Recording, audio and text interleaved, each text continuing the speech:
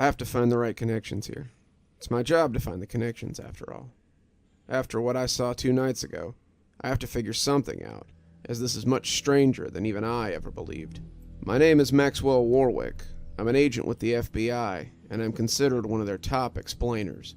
If that confuses you, then let me explain. It is my job, after all. Investigators are the feelers the agency sends out to collect data and make sense of the mundane and the difficult to explain. They're responsible for things that are easy to pack away in a box and store on the FBI's archives. They are responsible for closing neat little cases that can be brought up at cocktail parties and re-election campaigns. Explainers, well, they're not so lucky. We solve the cases that aren't clearly explainable. We operate in the shadows, looking for things that no one talks about. When a case can't be closed up neat and tidy with a little bow, they call in the explainers, and we explain what it is that lurks outside the public consciousness. To answer your inevitable question, yeah, it's a lot like the X-Files, but with way more paperwork and far less creature-of-the-week content. The truth is that people are generally scary enough all on their own. They don't need ghosts or pyrokinesis to explain most cases. If aliens exist, I've never had to debunk them, and they've managed to stay off my radar. Mostly what I do is investigate government entities that seem to think they can make up outlandish claims to deflect FBI scrutiny. Money missing? Oh, it must have been embezzled by a Russian hacker that just so happens to have the same IP address as your IT guy. Documents missing? Must be Chinese assets. It can't be the file clerk with a case of kleptomania. Missing child who's up and vanished under mysterious circumstances near a lake but can't be found? Usually it's not a dinosaur or a large animal. Usually it's the local pervert. So yeah, it's just like the X-Files. If the X-Files were boring. At least, it was until about 3 weeks ago. My boss called me up to his office with a special case. These cases are rare. I've had about 3 in my whole 10-year career, and they usually aren't nipped up so easily. Administrator Hires scowled at me from over his desk as he handed me the envelope. I was surprised to see my name already on it. I had been a much younger agent who had been investigating an accident about 3 years ago involving a gas leak at a comedy club. This was during a time when a lot of these weird circumstances were turning out to be mob hits or special interest groups taking out targets and neutralizing assets. These guys didn't care if they killed civilians while they tied up their loose ends. As long as the target was neutralized, it didn't matter one bit to them. Are we reopening the laughing murders, boss? Hires nodded. I don't suppose you caught last night's Guy David tonight, did you? I shook my head. I don't watch a lot of TV, boss. Seems his whole audience, Guy included, was killed in a gas leak. He used air quotes for the last word. He handed me another file and I cracked it open, reading over the transcripts and shaking my head. Anyone take credit for it? No, and that's odd for these guys. No one ever took credit for the comedy club either, the Canadian TV set in the 90s, or the gymnasium at Walters High School in 2010. Groups that do this sort of thing are usually more than happy to brag about it afterwards. I want you to explain this to the board, figure out who's behind this, and make it stop. I furrowed my brow. Do we believe that all of these are connected somehow? Hires blew out a long, suffering breath, and I saw him look longingly at the ashtray on his desk. One of his daughters had written 10 years clean in it, but you could tell that these were the days when he really wanted a cigarette. When I had started, he had smoked like a chimney, but he gave it up after his first and only heart attack about 8 months into my career. Someone on the board must have leaned on him hard as he was thinking about sliding off the wagon again. I hope so, Max. If not, we're totally fucked on this one. Along with the Guy David incident, there were 3 others from all over the United States. A musician who'd written his own suicide note and published it on YouTube. A surgeon whose last recorded treatment sounded a lot like Guy's guest on that fateful night, Roger Carlson. The last was a funeral in the Midwest for a teacher. The husband had given a rather chilling eulogy, of which only one online clip existed, before the whole place had also died of a gas leak. None of these people had anything in common. To my knowledge, they had never even met, but they had all died tragically in what was being called a gas leak. The coroner's report in all 6 cases read like a carbon copy. I almost thought it was the same guy until I realized that he would have to be in his 60s, as well as working in 4 states and Canada. 4 had been found with the laughing rictus on their faces as well. The eulogy giver, a man with the unfortunate name of Frank Flozzy, had been found behind the pulpit with an ear-to-ear grin.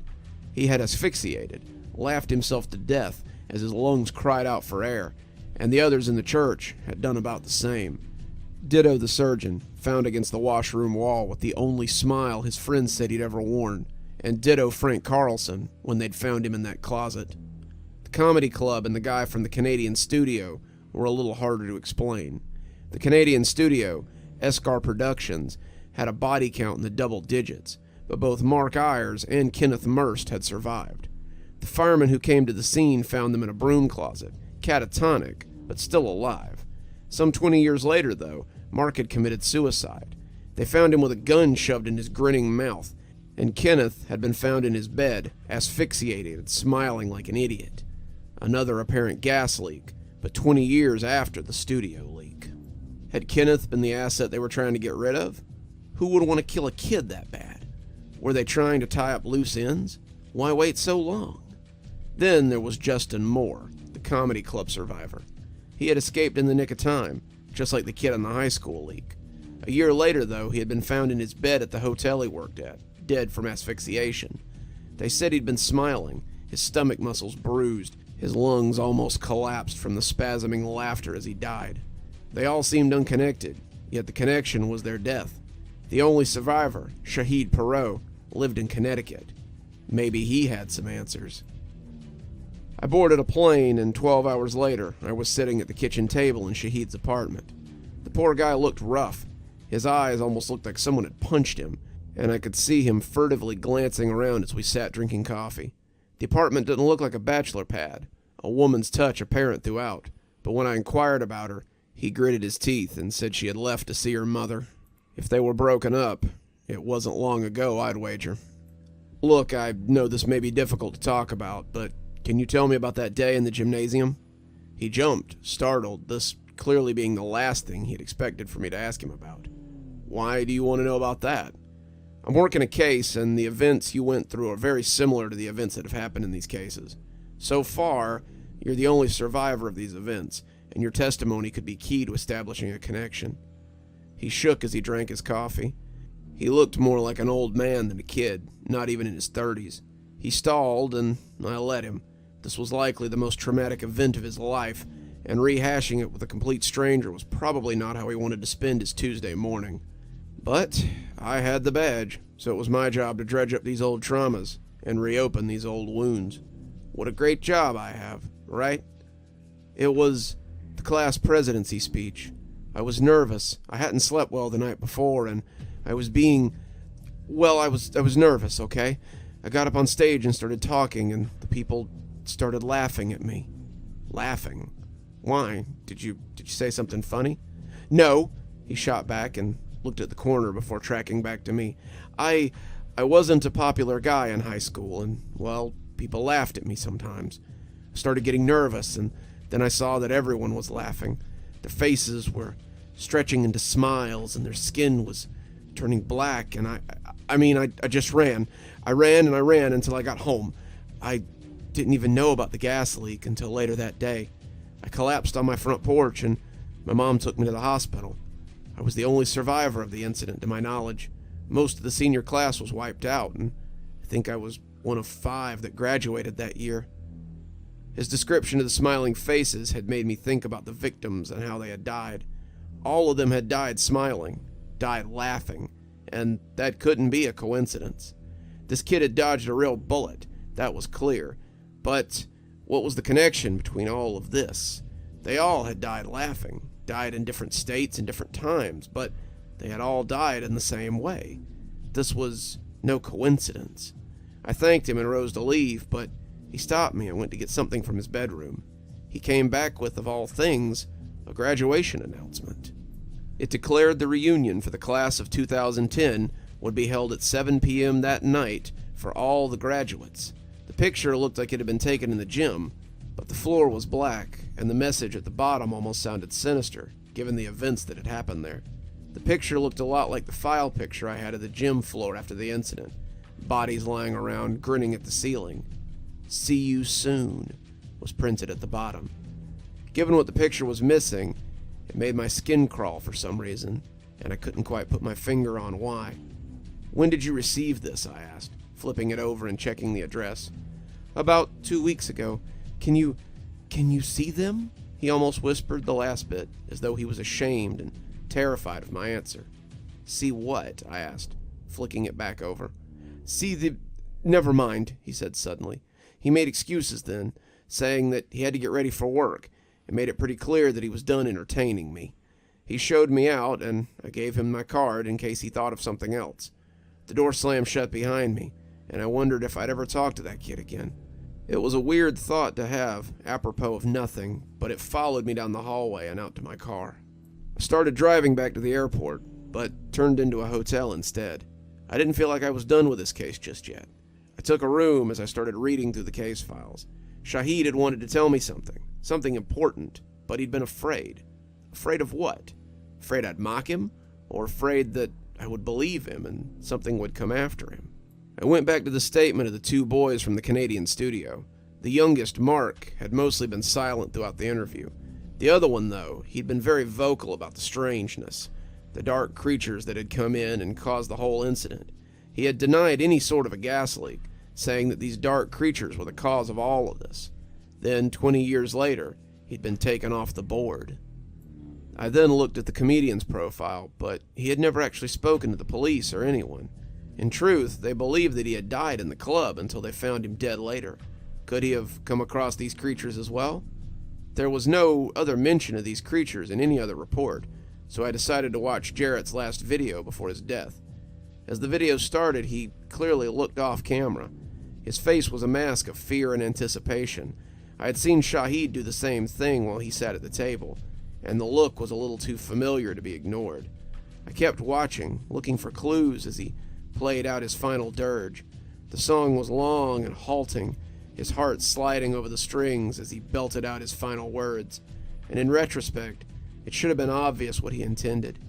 As I watched, I saw something pass behind him, just for a split second, and I rewound so I could try and pinpoint it.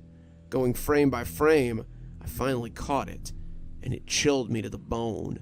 This was what Shahid had been trying to tell me about. Its body was like living midnight, its skin a constant moving mass of darkness, and its teeth seemed too big even to stretch those non-existent lips. Its skin seemed to move even with the video paused, and despite it having no eyes, I felt it watching me. This was what Jarrett had killed himself to get away from. This was what Shahid had been searching for in the corners of his house. Had this been what made the comedian die laughing and taken both Mark and Kenneth before their time? What even was this thing, and why did it stalk the corners of their lives? As I studied it, it suddenly swung its face to look at me. Its teeth gleamed wetly within the video, and I recoiled as it leaned in to study me. Its eyeless face looked into my soul, and I knew that even from the confines of this video, it could hurt me. It stepped a little closer, unaffected by the frozen world that it found itself in, coming towards me before I slammed the laptop shut and pushed it off the bed. It fell to the floor of the hotel room, the carpet stopping it from breaking, and when I opened it a few minutes later, the image was gone. I called Shahid and headed for my car as I tried to control my erratic breathing. The phone went to voicemail. I called him 3 more times, but it went straight to voicemail every time. The greeting was from a much happier time and a much happier man, his voice full of bounce and cheer, as he told me that he wasn't in right now, but if I left a message, he would call me back. I closed the phone, doubting that he would, even if I saw fit to leave him a message. I knew where he was. Hadn't he showed me the invitation? Hadn't he as good as told me where he would be tonight? The high school was dark when I pulled up in front of the drop-off area. The school had been closed for the night, but I found the gym doors unlocked. Someone had put up a morbid black banner over the top of it that read, "Welcome Class of 2010. Across the door was another banner, broken in half now as though the recipient had found it when he opened the door. It too was black, and it looked dumb and generic somehow, like it had come from a standard printer in any office and someone had simply taped it up last minute. The broken banner across the door read, "Welcome back, Shahid." I went inside, gun drawn, but I needn't have bothered. He was alone in the gymnasium, the lights from the window creating an island for him to stand in. He hadn't noticed me, his mind off God knew where, as he stood there on the platform, the same one from that faithful day. The bleachers were pulled out, seemingly empty, but as he turned to look, I could see something oozing around in them. They didn't seem to bother him. As I watched, he smiled, stretched his arms out as though inviting an old friend in for a hug. When I called out, he turned for the briefest of moments. Then the darkness swooped in and took him. It hit him like a flood, inky bodies falling on him in a tidal wave of midnight, and he was lost beneath them. He didn't struggle. He didn't even move. He just accepted it and let them fall over him as they moved him from the island of light into the miasma of blackness in the gym. I heard my gun bark, unaware that I had pulled the trigger, but it acted as a beacon to the swarming inky hell.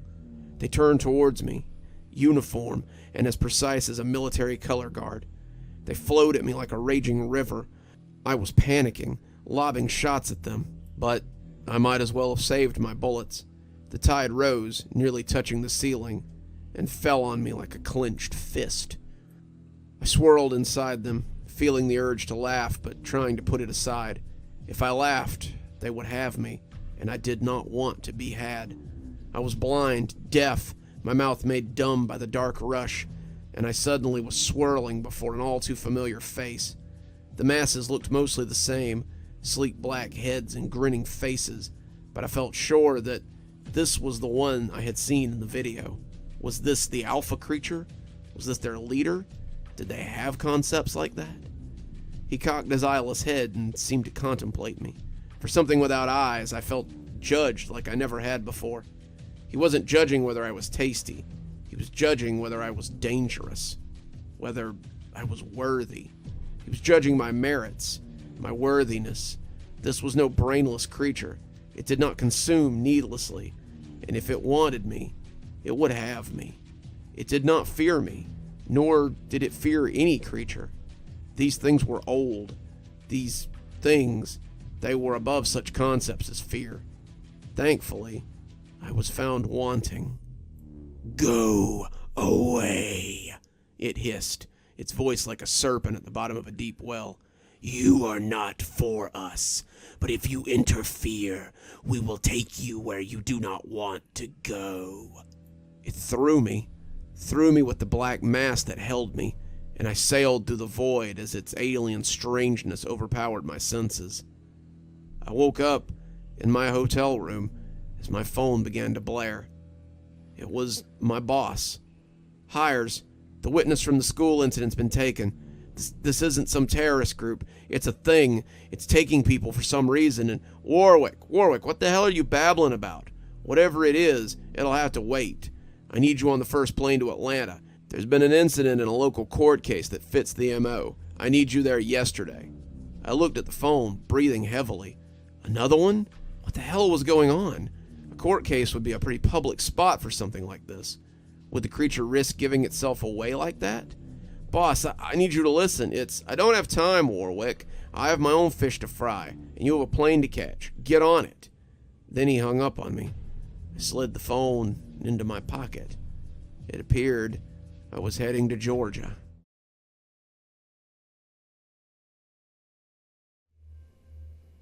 Court is now in session. All rise for the Honorable George Kane. My lawyer and I stood as the judge walked in. He glanced out at the assembly, his eyes falling to me, before he took his seat and set a pair of little half-moon spectacles and read over the court docket.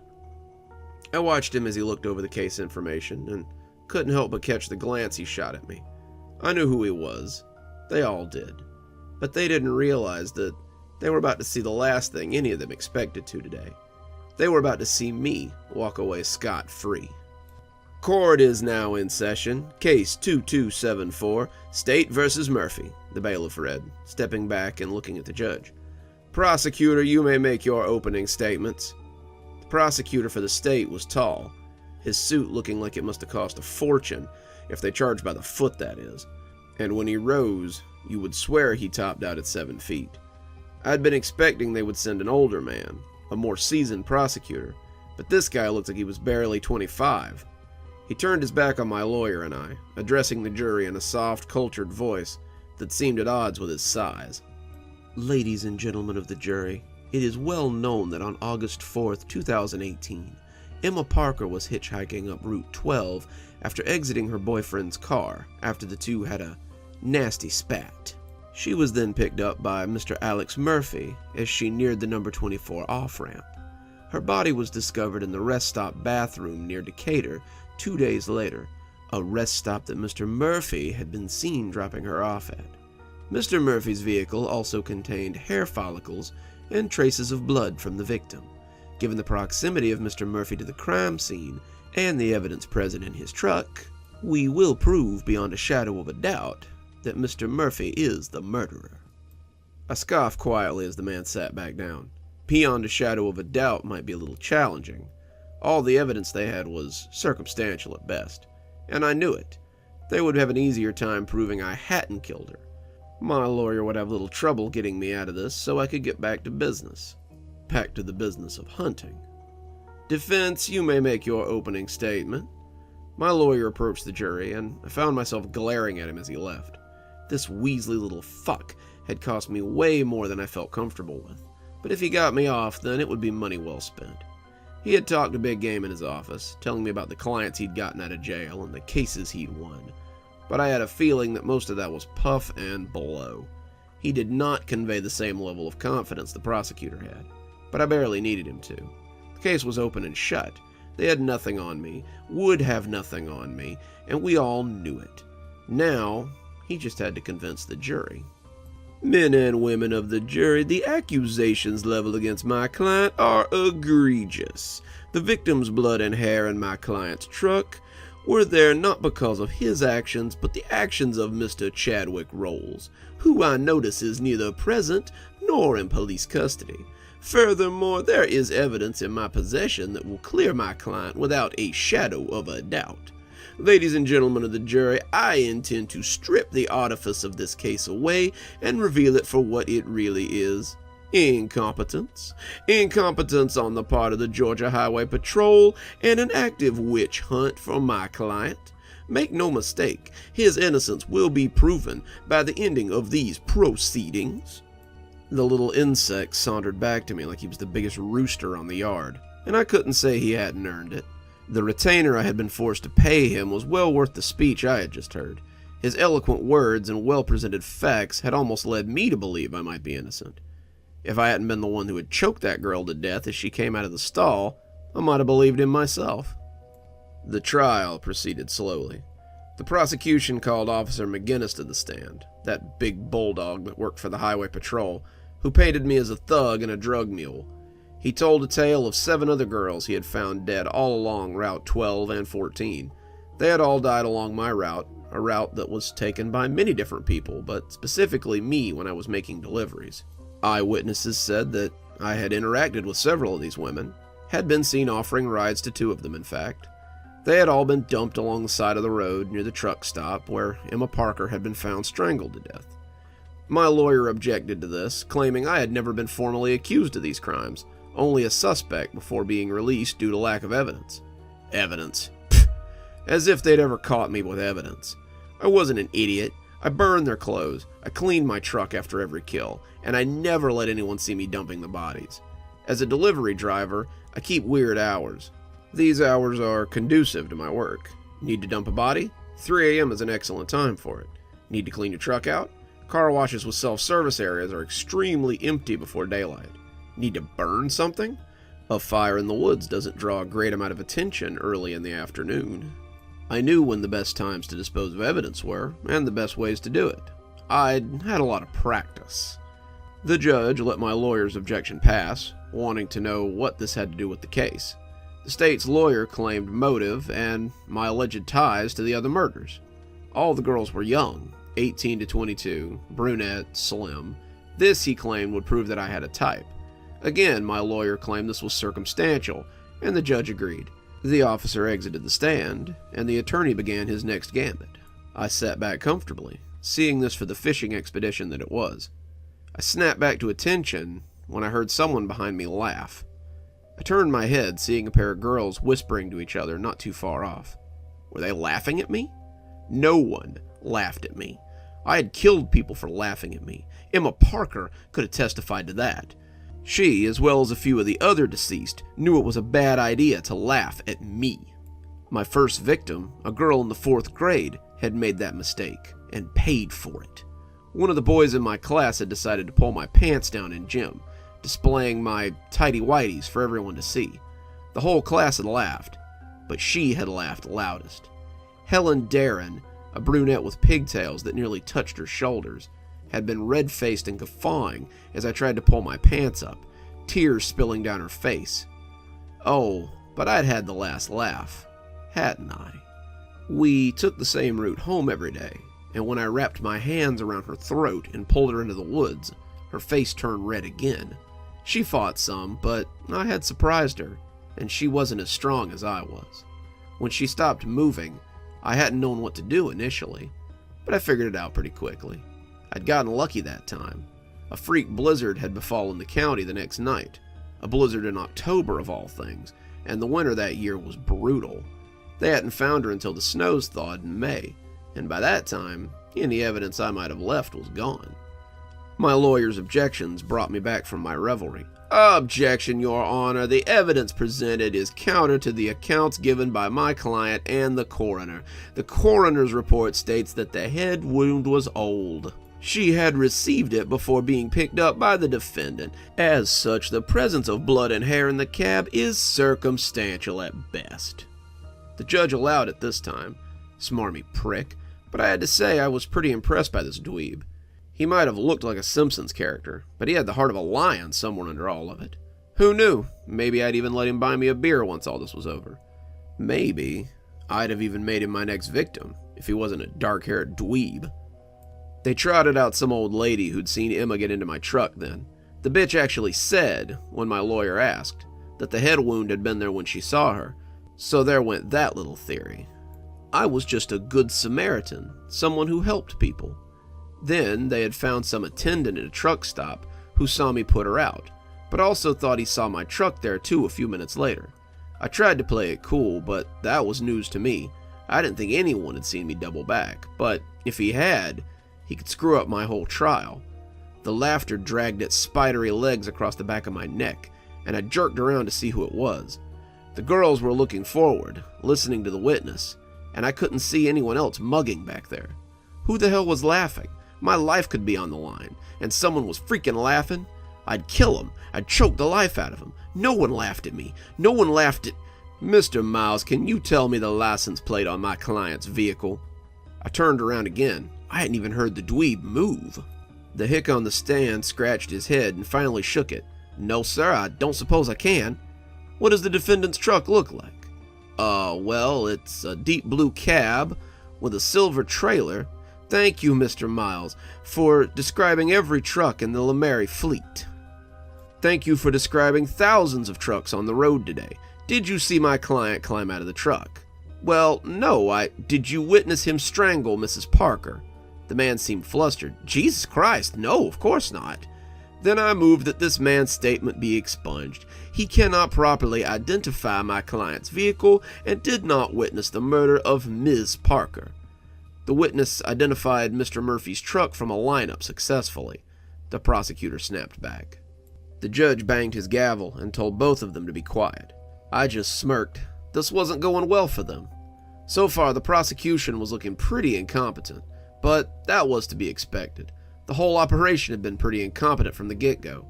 Through some eyewitness testimony, they had decided that I was a person of interest and brought me in for questioning. I had told them about my job, the amount of travel between my facility in Decatur and the surrounding area, and the hours that I often worked.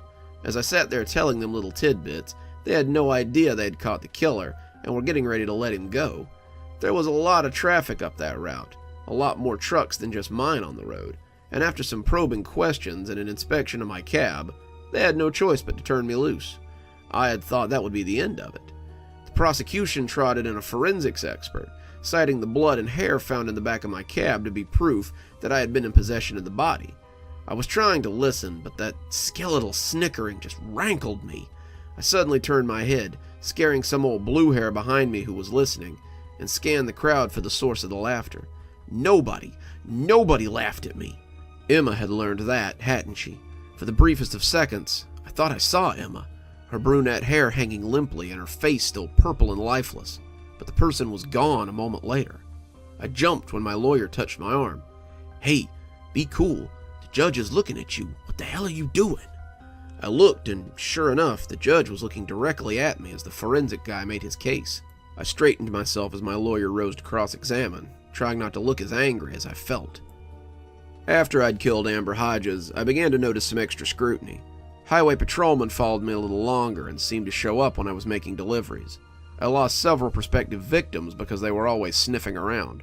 You see, I never killed more than I strictly had to. Killers who got a body count always get sloppy in the end, and they tend to make mistakes. I'd killed maybe 1 in 10 girls that I picked up along that route. Some of them were hitchhikers, some of them had car trouble, but all of them were stranded and in need of a good Samaritan. I took them to gas stations, rest stops, wherever along my route they needed to go, or as close to where they needed to go as I could get. I killed some of them, but most of them got along and led normal lives. This was also to throw off the police, but it worked against me too.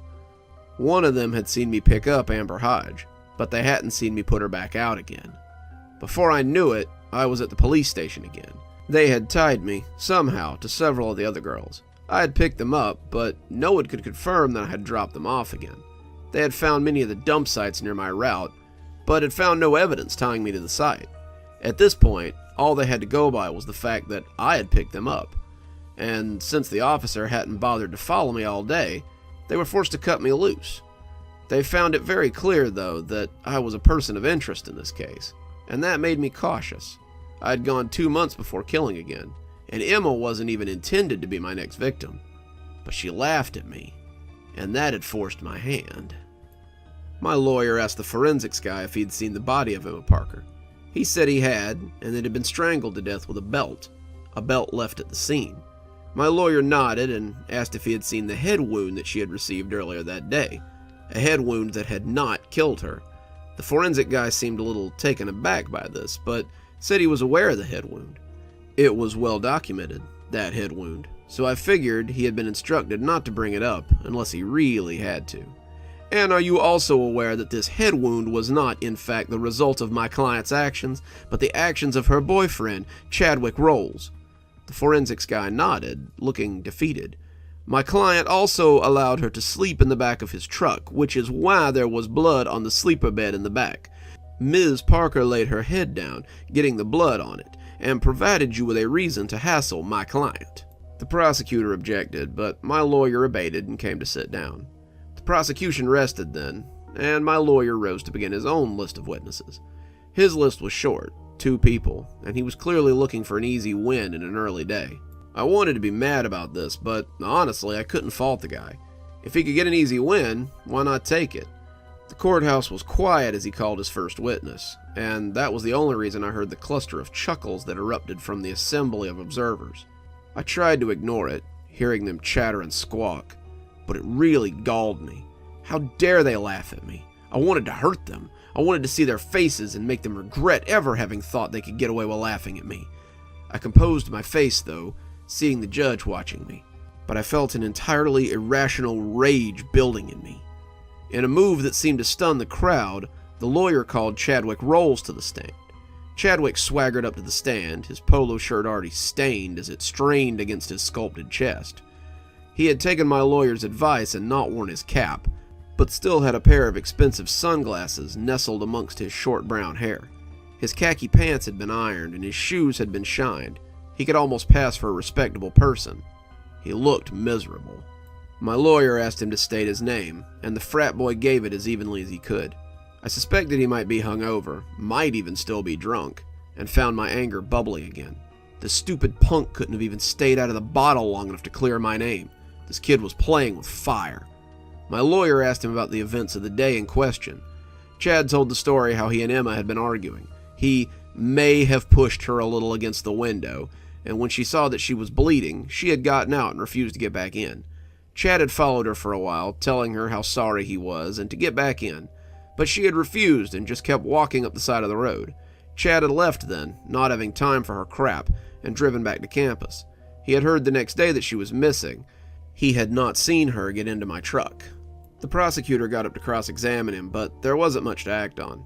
Chad's whole reason for being there was to corroborate that he had been the one to hit her, not me.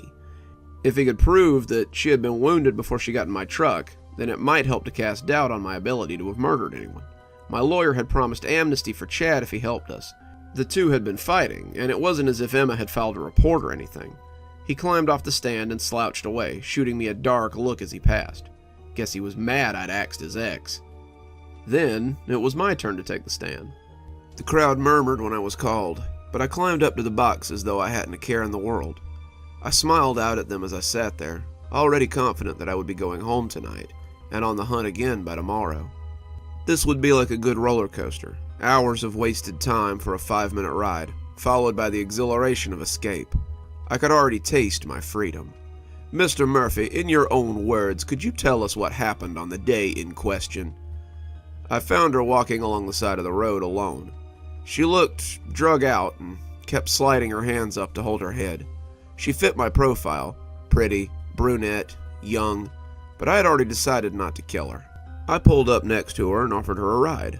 She had been hesitant, and I thought for a second that she might refuse me, but she nodded and climbed in as we rumbled on. We rode together for a little while, her joking and smiling despite her wounds, and me teasing and flirting good-naturedly. I felt her looking at me sometimes, not uncommon for women to do, and we'd been driving for about half an hour when she asked if she could lie down in the back. Her head was a tacky mess of blood, and I gave her a bottle of water to clean the wound in the little washroom off the sleeper cab. She came out a little wet, but her hair was free of the blood. She smiled, swishing her hips a little for me to see, and climbed into the sleeper cab. When I'd pulled over a few minutes later, I figured I could surprise her with a little more than flirting. I saw Miss Parker walking up the side of the road and offered her a ride. She agreed. After riding for a while, she asked to use my sleeper so she could rest. After about a half hour, she came back out and asked if I'd drop her off at the Decatur rest stop. I parked and let her out. She thanked me and walked towards the visitors center. I pulled out of the parking lot and left the rest stop. That was the last I saw of her. She had come awake when I'd straddled her, her eyes coming open suddenly. I ran a hand against her, her jeans already left outside the sleeper, but I didn't receive the fear I was hoping for. She looked worried for half a heartbeat, but then she smirked and lifted a hand to her mouth. That was when I realized that my little problem had flared up again. It did from time to time, and I stumbled off her as she sat up a bit. I would have let you have a go if you'd asked, handsome, she said teasingly, but it looks like you're, not quite ready for action. Then she laughed, and it took everything I had not to kill her right there. And did you at any time enter the rest stop? No, I answered. She had still been smiling when we pulled up to the rest stop parking lot. Thanks for the lift, handsome. And don't worry, I won't tell anybody about your performance issues. As I watched her move towards the welcome center, I knew it would be the last laugh she ever had. I parked the truck up the road about a half a mile and turned on the hazard lights. I was back at the rest stop in no time. I snuck up, not wanting to be seen, and watched her step into the bathroom through the glass window of the welcome center. The woman behind the counter was missing, and I took advantage of her absence to slip into the bathroom unseen. She was in a stall by the door, pants around her ankles, humming to herself. I noticed a sign on the wall, closed for cleaning, and slipped it onto the door. I wanted to kick the door open and throttle her, but instead, I stepped into the adjoining stall and pulled my own pants down, waiting. She was out again in a few minutes, but the wait seemed to stretch on forever. I pulled my pants up as the water ran, and when I stepped up, she looked up and saw me. She smiled and turned to ask what was going on. Her smile died about a moment before she did. She tried to break my hold, but when I bowed her over the sink, she knew she couldn't stop me. Her gasping sounded like laughing, her mouth laughing her life away as I choked her. That made me madder, my fingers gripping her throat and leaving deep bruises. The capillaries in her eyes burst as she tried to fight me off, and when she finally went limp, I went right on squeezing for a few more minutes. I left her on the bathroom floor like a discarded condom, shimmying out the window near the back. I was in my truck and driving away before an hour had passed. The judge looked at the prosecutor, but he shook his head, knowing he had nothing to add. Thank you, Mr. Murphy. You may step down. I stood to leave and felt my legs turn to water beneath me. She was there. She was sitting on the front row staring at me, grinning her too wide smile and her bloody eyes looking right through me. The judge was saying something, telling me to get off the stand, but I couldn't. I was mouthing wordlessly, my lawyer giving me a flinty look that said plainly that he wanted me to get off the stand. I couldn't. I could see the purple marks pulsing around her neck as her skin became mottled and bruised. "You," I whispered, the bailiff approaching as I continued to waffle up there. "Come on, handsome. Come get what you wanted back in the truck," she hissed, wiggling her chest as her skin turned from pale flower to something like a bruised peach. "No one will make fun of your little problem where we're going," she purred, chuckling in that mechanical way that she had chuckled all day. The laughter rankled me, laying on my skin like a dead fish, and I realized that it had been her all day. She had been sitting behind me, laughing at me, knowing that I would lose even before I began. "You bitch!" I yelled, fighting against the bailiff as he tried to drag me out of the box. "Don't you laugh at me. Don't you ever laugh at me. I killed you. I watched you die. You'll never laugh at anyone again. I won. I killed you," I screamed. The bailiff finally succeeded in dragging me away, my ranting still spewing like sludge from a pipe. The laughter began to echo around me as I was dragged off, the courtroom erupting as the judge banged his gavel for silence. I could see her changing as they dragged me away, the courtroom beginning to fill with black slimed creatures before the door to the court banged shut and cut them off from view. That was 6 months ago. I had to write this down today, just to be sure I wouldn't forget it. When someone came to get me after the trial, it was to take me to a place even worse than prison, even worse than death row. They took me to a man in a nice suit, who asked me about the courtroom. I told the truth. I told him about the creatures. I told him about Emma and that she had sat on the front row and turned into one of them. I told him about the laughter that I could still hear vibrating on the back of my skull. He wrote it all down, smiling placidly, before looking up and nodding knowingly. "Well, sounds like you're not going to prison after all, Mr. Murphy." I won't?" I asked, almost sheepishly. "Oh no, sounds as though you've had a nervous breakdown. We can't let you go to prison in your current mental state." That's how I came to be here, sitting in the day room, wearing a gown instead of a jumpsuit, watching Sesame Street with these drooling morons instead of waiting for the needle to make the laughing go away. The monsters are here too. They move amongst them and make their laughter sound more like screams. They walk the halls, and none of the orderlies or doctors see them. They live amongst us, and I'm beginning to think that we might be their food. They won't touch me. Why won't they touch me? They just look at me with their sightless eyes and move on to the next one. They leave me to dwell within the pits as I listen to the laughter that only exists in an insane asylum. They leave me to go mad amongst the laughter of hell. "Mr. Carlson, they want you on stage, sir." Roger Carlson looked up from his reflection in the mirror and turned to look at the young woman in the doorway. "How do I look?" he asked, smiling hugely as he fixed her with his regard. She flushed a little. "You look great, Mr. Carlson. I was hoping I could get an autograph, if it's not too much to ask." The young woman looked flushed as she held out the paper. Roger grinned as he took it, scrolling his name across the front before handing it back to her. She took it shyly, sliding a lock of brown hair behind her ear. Another fan, of course, but Roger was used to them by now. He'd been signing autographs for the last 10 years, but this was the first one that he had actually earned. No more raunchy Roger, or audience of drunken frat boys. He was done with that now. All of that was behind him.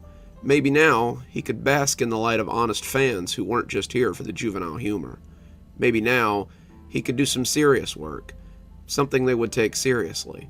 "So, what'd you think of the movie?"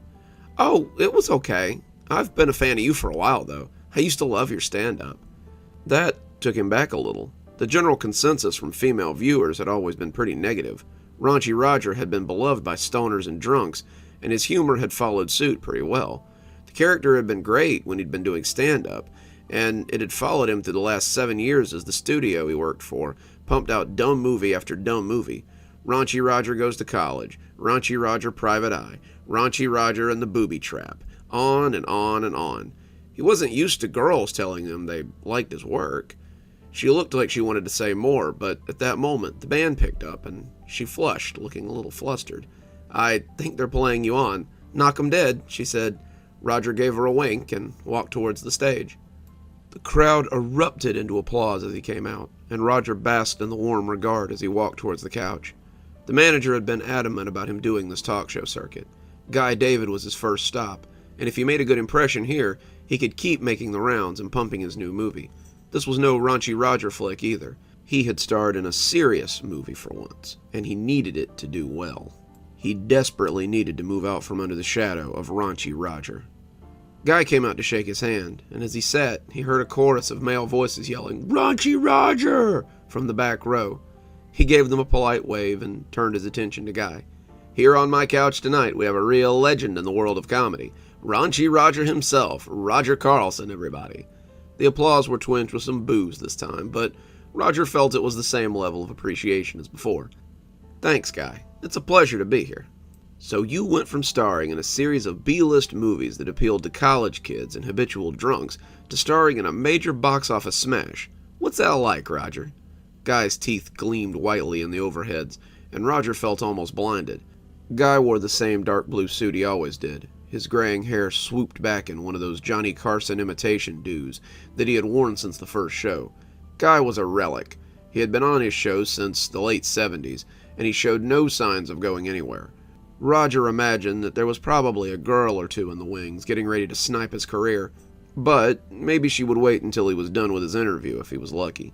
"It's been an amazing ride, Guy, to go from doing something like Raunchy Roger to starring in a big Hollywood picture like Carter's Promise. The crew I worked with was amazing, and it was an honor to work with the beautiful Margot Thames."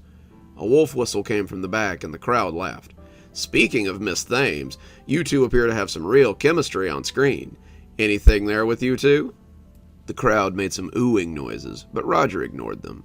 "That's called acting, Guy. I can assure you that while Miss Thames is a lovely woman, there is absolutely nothing romantic between us."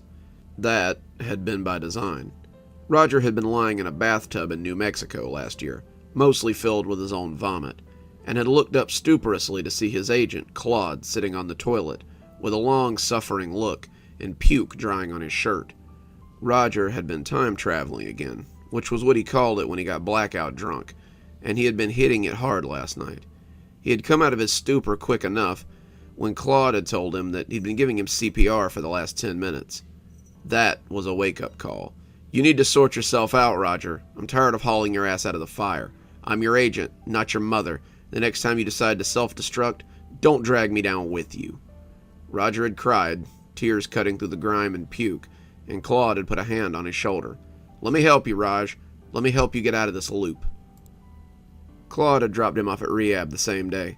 After 6 months of puking and shaking and going to countless meetings, he felt like he might be getting better.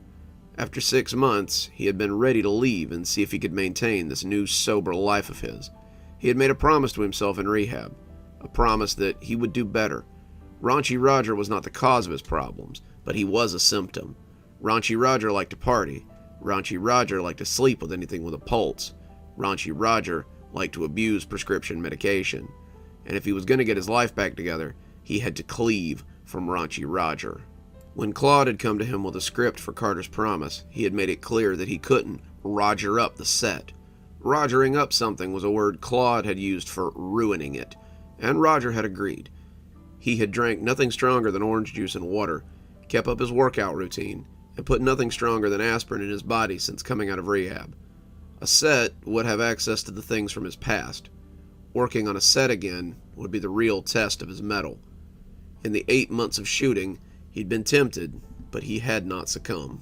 He was sitting here now, a better man. This is quite a transition for you, isn't it? From doing something like Raunchy Roger to a serious film like Carter's Promise. Roger realized he'd been wool-gathering and snapped out of it. "It's been quite a change, but a change for the better," he said, smiling out at the crowd. They didn't clap this time, and that seemed a little off-putting. "So, Glenmere Studios hasn't issued any statements on when their next Raunchy Roger movie will come out. Can you give us any insights?" Roger furrowed his brow. Of course, this is why they wanted him here. "As far as I know, the series is canceled. The last film will be the end of them. Several people in the audience made displeased noises, but somewhere in the back, someone laughed. It was an odd sound amongst the discomfort, and Roger found himself looking for whoever had made it. He was used to people laughing at him, but it sounded so alien at that moment. It sounded not altogether real. Guy seemed shocked. After all this time? We're talking about a series that's been going on for 7 years. Yes, well, now I'm moving on. I think we can finally put the character to rest. In the low rumbles from the crowd, he heard that laughter again. It was subtle, maybe 1 or 2 people, but it rankled him. He searched again for the source, but couldn't see anything. The house lights were always down when someone was on stage, and it made a murky soup out of the audience. The lights in his eyes didn't help matters either, and he found himself squinting against them. Well, out of respect for the recently deceased, maybe you can give us some classic raunchy Roger lines? Guy asked, looking at the audience who began to clap like a bunch of sheep. Roger felt like screaming. Claude had told him this interview was all about the new movie, not his past. He didn't even want to think back on those drunken days when Roger had ruled his life, but it seemed to be all anyone wanted. The crowd was actually laughing now, cheering and egging him on, but the grating laughter still lingered amongst them. It was like an ice pick against his temple, that mechanical laughter that skittered through the crowd too fast to be discovered. They quieted down when he didn't laugh along with them, or stand up to oblige. I don't think so, Guy. I'm here to talk about Carter's Promise, not to rehash old material. He tried to ignore that grating chuckle, but it was becoming harder and harder to keep his cool. Oh, come on, just a few bits. What about the priest and the communion wine? I know that always makes me chuckle. How about it, folks? They applauded, but Roger barely heard them. All he could hear were the snickers, the chuckles, those mean little titters from the lips of fools. Look, I appreciate how many of you are fans of Raunchy Roger, but that's not me anymore. That's a part of my life I'm trying to put behind myself. I just want to forget about it and move on to more important things. A chuckle rumbled up from the audience, not altogether the artificial laughter he'd been hearing, and Roger felt his temper flare. I told the studio I wasn't going to do it anymore, okay? I'm a real actor now, he shouted. The back of the house bubbled with canned laughter, and Roger thought he saw people standing up in the back row. Were they smiling? They moved up to the next row, blackness swirling in that tepid sea of shadows that threatened to take in the next row of people. The scowling faces in front of them seemed to melt into smiles, their sudden laughter joining the rising din from the back of the house. They were laughing. They were laughing at him. Roger had been laughed at all of his life, but this was the first time it truly made him furious. I'm glad I did it too. I killed Raunchy Roger. He was made of the worst, darkest parts of me, and I'm glad he's dead, Roger shouted at the crowd, rising up from the couch and stalking towards them. He balled up his fists.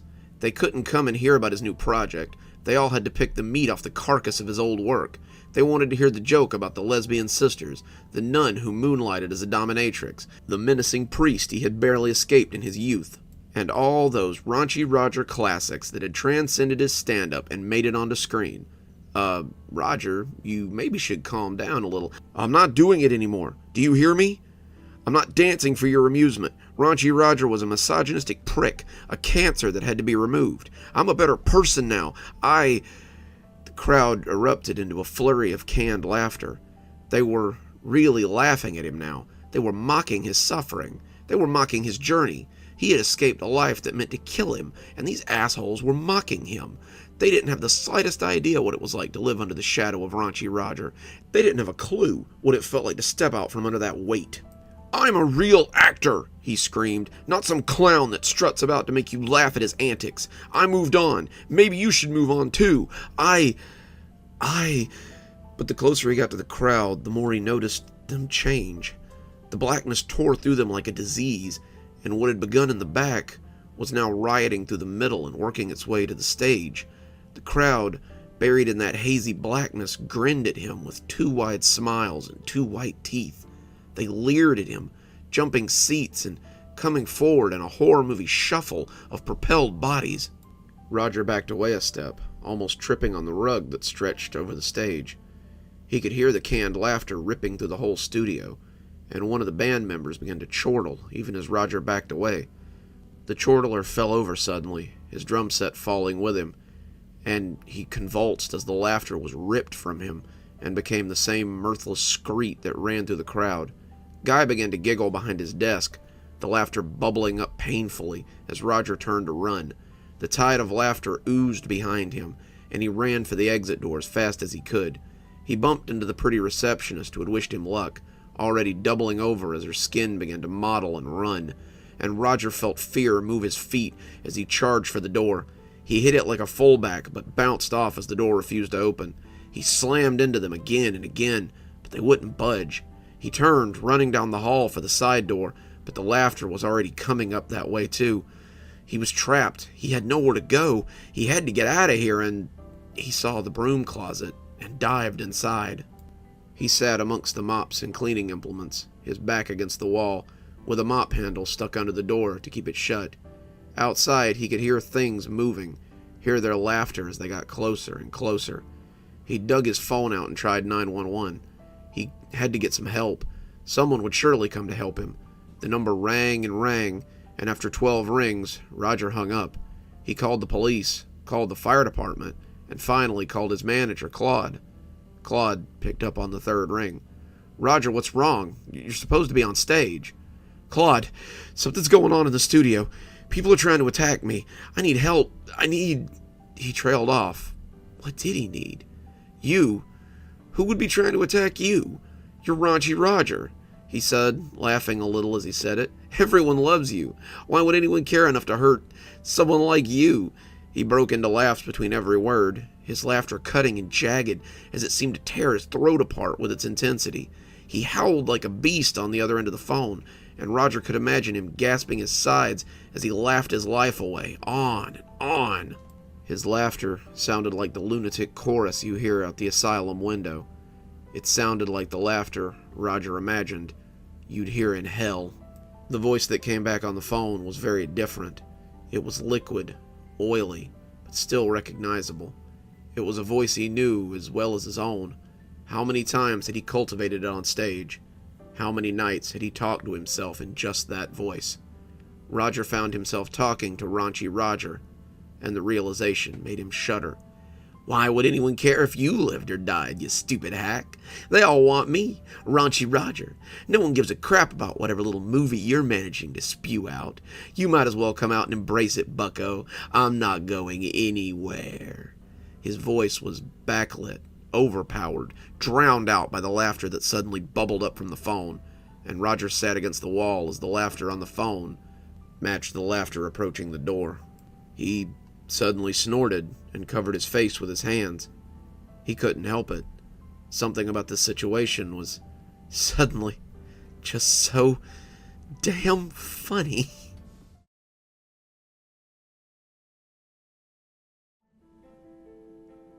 "They're ready for you, Doctor," Nurse Chastain said as she stuck her head through the double doors.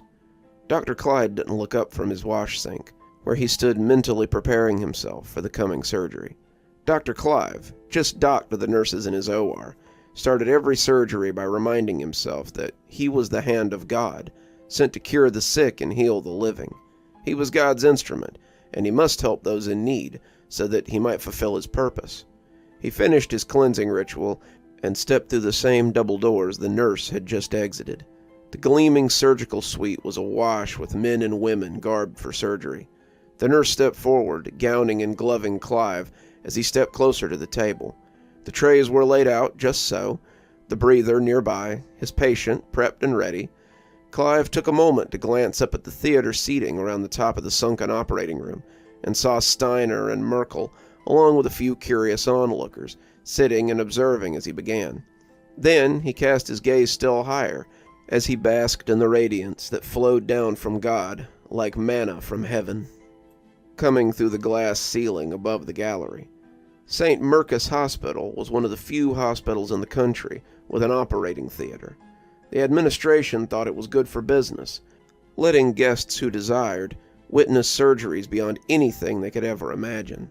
The tagline for the operating theater was, "Come see God's miracles daily," on the promotional materials, and Dr. Marcus Clive was the chief performer of those miracles.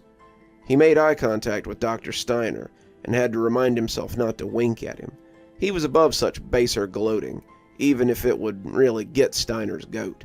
He knew as well as Steiner did that it was a prestigious honor to operate here, an honor granted only to Clive these days. He had never had a surgical mishap, never lost a patient, and had no black marks to his name. They had called him a prodigy at Johns Hopkins, just like his father. Unlike his father, he had not been snared by the bottle or by the lust of the flesh. He kept a clear head and was a dutiful spouse, unlike his father. Unlike Gwendolyn, the voice of the serpent whispered. He shook that voice off.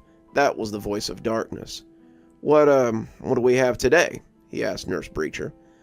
"Male, Mr. David Gross, here for an aortic valve replacement, doctor."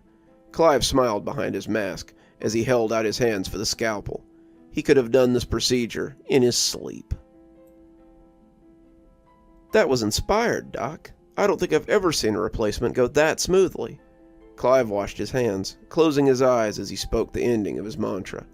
"I think Dr. Steiner stayed for the whole procedure."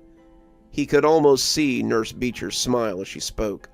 She was leaning against the scrub sink, Clive just finishing washing his hands. The washing was how it always began, and how it always ended. It cleansed him, made him clean before the eyes of God. He looked down as he washed, but had to look away and keep scrubbing. The blood was so thick there. He had wallowed in it, been stained by it. God's instruments are often hard to clean after they've served his purpose. Some of us are going out for drinks. I wanted to know, if you'd like to come with us." She twirled her fingers through her hair when she said it, looking like some high school girl trying to figure out if a boy liked her or not. Clive had seen her look at him like that for the last few years, and it always made him uncomfortable. If she desired him, then it would be best that she never say. He was a married man. She wanted too much of him. Who was she to try and test his bonds with Gwendolyn? Who was she to test the will of gods? Her hand felt warm on his when she covered it as she sat on the wash sink. "I know things have been hard for you, Doc, but they could be better. We could—" He shook his hand away. I need to go." She turned away, hurt but not surprised. Next time," she said hopefully. He knew that time would never come. Steiner was waiting by the elevator, almost as if he were waiting for Clive. "Great show today, Doc. Really, great show," he said, flashing that huge toothpaste commercial smile of his. Clive had always been unnerved by that smile. Steiner looked like a doctor from a soap opera. Swooped back blonde hair, chiseled jawline, body by Bowflex, crammed under a white coat. Many of the nurses lusted after him. Some of them had followed him to bed, but Clive had always felt uneasy around him. That mouth was too wide, his jaw threatening to unhinge like a snake when he talked. A mouth like that would swallow you whole, and he suspected that might be Steiner's plan for replacing him. Just swallow him whole, bones and all. Clive said nothing. He just pushed the down button as he prepared to leave for the day. "I talked to the board today, Clive. Mr. Mason doesn't think it's fair that you get to use the theater and no one else does." Mason's a godless fool, a Darwin worshiper who has no place inside these walls. Steiner smiled that too wide grin, and Clive had to stop himself from shuddering. "I'll be sure to tell him that." The door opened and Clive stepped inside, Steiner following after him. The door closed, locking the two of them inside this falling coffin. "Regardless, he's given me time in the theater next week. I've got a tricky bit of brain surgery that he thinks the public might like to see. It looks like you're not the star of the theater anymore." Clive scoffed, turning his stoic face into the oncoming leer. "I wish you well of it. May your efforts be to please and glorify God, and not simply to prop up your own damaged ego." His smile then became a real sneer. "That creepy, holier-than-thou-are bullcrap you spew isn't going to win you any favors here anymore. Daughtry and Morris are stepping down in a few months, and Simons will be gone by the end of the year.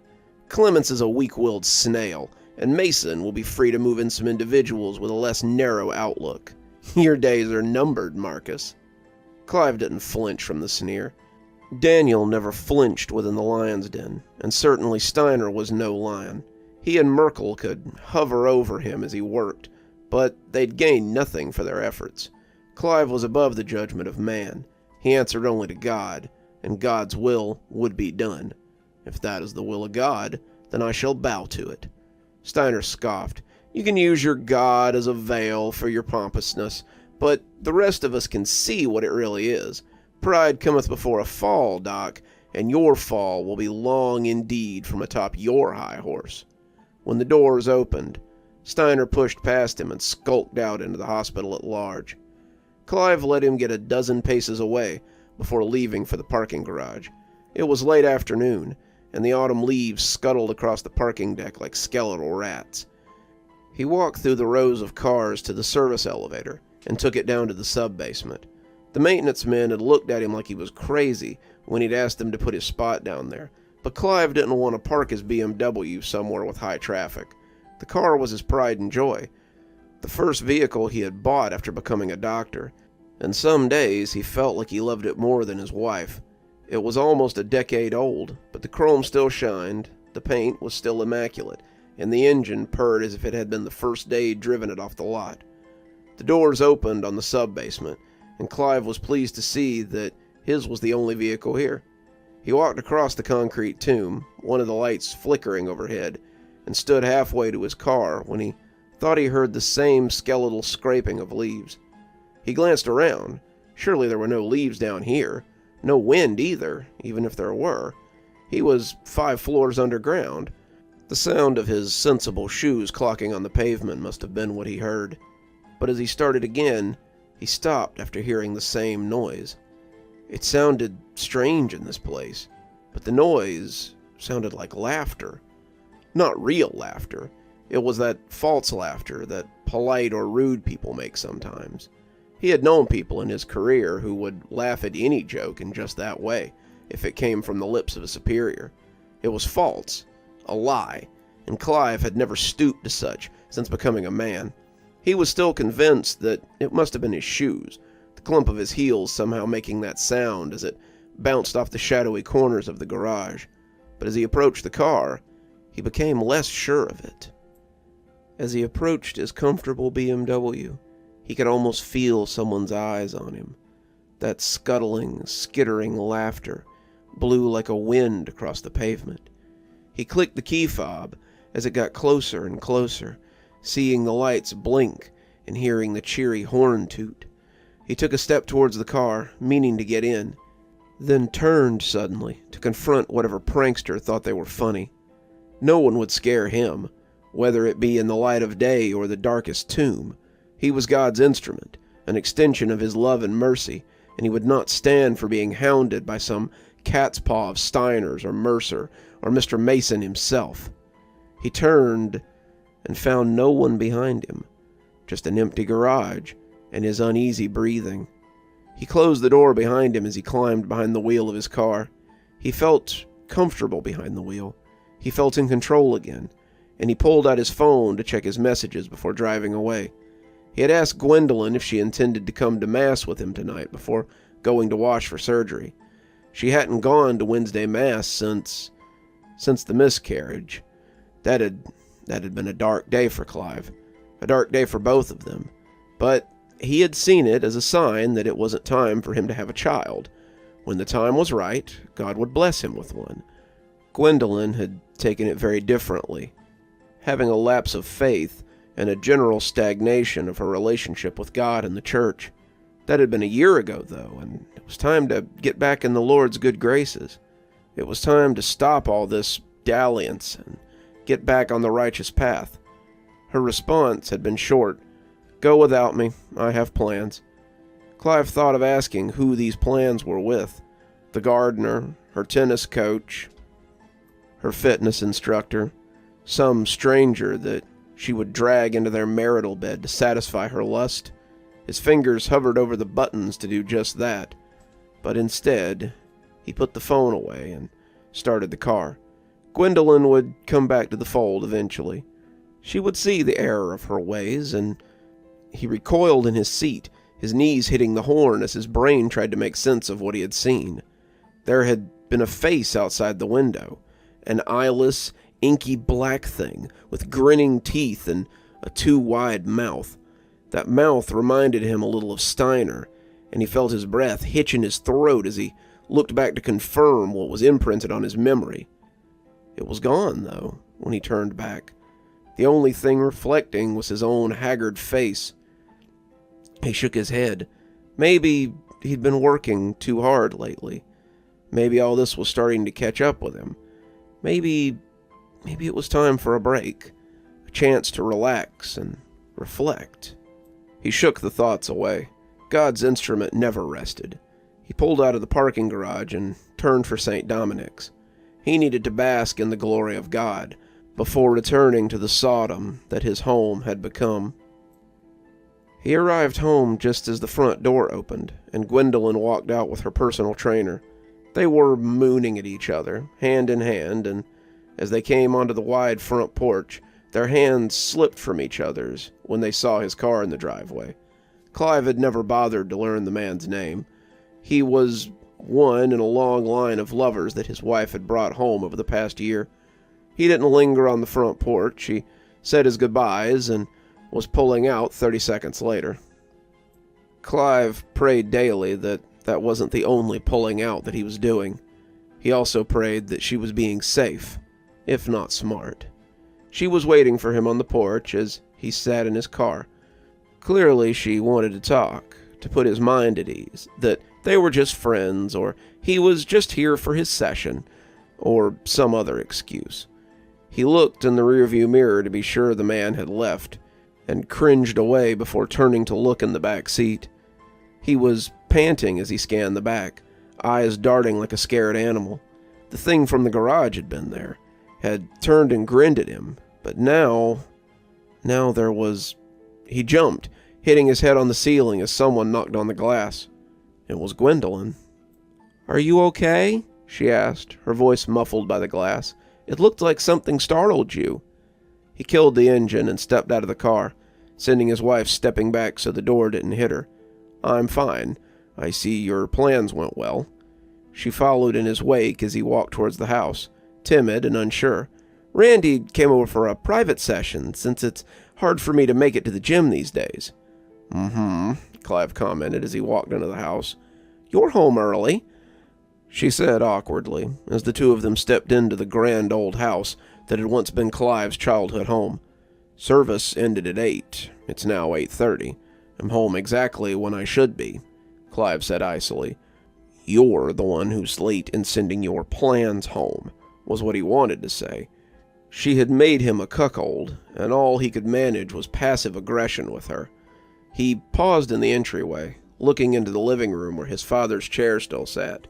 He had allowed her to redecorate every room except for this one.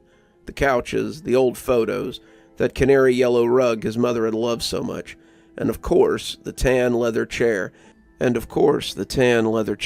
his father had sat in every evening and nursed his tumblers of whiskey. How many nights had he played on that awful rug, careful to avoid his father as he drank and read his medical journals? How many evenings had he come home from school to find his father right there and already drunk as he pretended he could see straight enough to read the Evening Post? He could almost see his father's ghost, slumped in that chair now, as it turned its head to regard him, its lips peeled back in a too-wide grin. Clive buried the shutter so Gwendolyn wouldn't see it and think less of him. "Are you hungry? I've got dinner ready if you'd like to eat with—" "Not tonight," he said as he gave her a pointed look. "Something's turned my stomach, I'm afraid. I'll be in my study." He walked across the hall, leaving her standing there like a guest who's unsure of where to go. He was operating. His scalpel was a gleaming silver sword as he cut the cheeks of his patient. He cut and cut and cut until the face was one long smile that grinned eternally, even as the patient groaned beyond the haze of anesthesia. He looked up when he was finished, raising his arm to the gallery and finding it filled with the eyeless, smiling creatures. They clapped and capered like Satan's imps, and when he drew off his surgical mask, He could see that he too had a wide, carved grin that dribbled blood onto the sterile floor of his theater. The monstrosities clapped and clapped, and their laughter rang out hollowly through the theater, devoid of all mirth or joy. They laughed without knowing joy, and he reveled in their regard. The thunder outside woke him suddenly, and he sat up in bed. He was breathing heavily, the dream having rattled him, and the rain had started coming down some time after he'd gone to bed. He had kissed Gwendolyn dutifully good night, and gone to what had once been his marital bed. Now he slept there alone, her banished to a guest room until she was ready to make herself clean before God and confess her sins before Father McCormick. She said she wouldn't. It was no one's business but hers and God's, and Clive had rejected her, frankly, secular outlook on what was a shameful practice. The lightning made him jump, and when he looked at the window, he nearly screamed. Outside was one of the grinning abominations, clawed hands splayed against the glass, and rain dripping down his eyeless face. Clive stared at it, his heart feeling ready to leap up out of his chest, and the creature stared eyelessly back at him. The two stood in silence for a count of 30, before a bright flash of lightning dispelled it. When his eyes adjusted, it was as though it had never been there. Clive looked a mess as he came into the hospital the next morning. His scrubs were immaculate as always, but he hadn't had time to press his lab coat. His graying hair sprang up in cowlicks, and he was jumpy after a night spent with the eyeless creatures gazing at him. Every time he had managed to doze off again, he found himself back in that demonic operating theater, the gallery full of those waiting ghouls. He smiled at them in the dream and reveled in their regard, but beneath that facade, he was screaming. He woke up screaming more than once. Gwendolyn never came to check on him. She had likely taken a sleep aid and was catatonic in her bed. He had slept through his 6 a.m. alarm, and when he had come awake with the sun beating on his face, he had thrown himself out of bed in a blind fury. Now it was 9, and he was hours late for his rounds. Nurse Breacher was coming out of the elevator as he was getting ready to go up, and she seemed relieved to see him. "Doc, thank God. We were getting worried about you. Your 10:15 has been moved up to 9:15. They need the operating room at noon for some procedure with Dr. Steiner. Did you know he's been given authorization to use the operating room?" Clive climbed into the elevator beside her and pushed the button going down instead of up. He said as much yesterday. Nurse Breacher looked at him out of the corner of her eye as the elevator rumbled to the ground floor where the operating rooms were. You don't look so good, Doc. Are you okay?" "I had a rough night," he said, stepping out of the doors as they came open.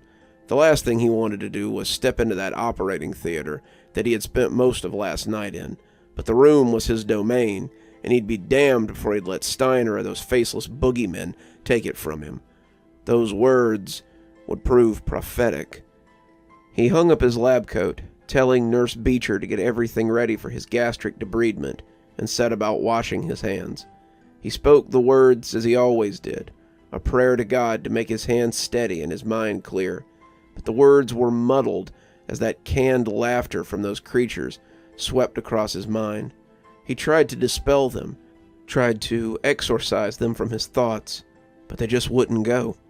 He felt himself begin to cry, his tears falling into the sink as the warm water and soap ran to join them. He had gotten control of himself by the time Nurse Beecher returned. "They're ready for you, Doc," she said. He strode into the operating room and cast his eyes skyward. But the day was overcast, and it appeared that there would be no transplendent manna from heaven today. His eyes fell upon the gallery instead, and he sucked in a nervous breath as he saw them.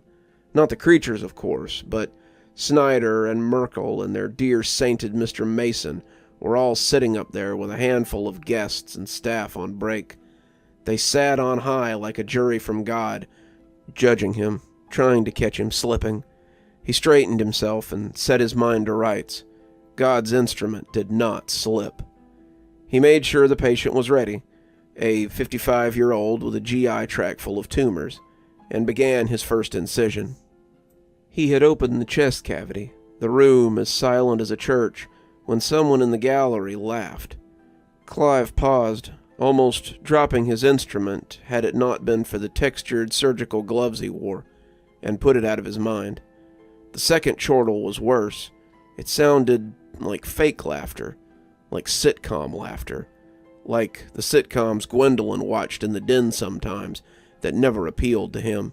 He called for silence in the operating room and was elbow deep in the patient's abdomen when he heard the second laugh, a mirthless chuckle that rolled through the gallery like a dead leaf that sent his nerves skittering. I said, "Quiet in the gallery. If anyone else makes noise, I would like them..." But that's when Nurse Beecher suddenly started laughing. The woman doubled over, her face pressing against the unconscious patient, and sprayed laughter as the gallery rumbled above him. He looked up then, getting ready to yell at them, administrators or not, but he dropped his instrument and gaped at the assembled crowd. Steiner, Merkel, Mason, and numerous others were laughing like loons as the dark creature sat patiently amongst them. One of the nurses, who had come on her break, suddenly leaned out over the rail and fell to the polished tiles below. She burst like an overripe fruit, dousing the machines and instruments in gore and sending the other nurses in the room into gales of laughter. Clive backed away, his breath hitching as their laughter became more and more mechanical.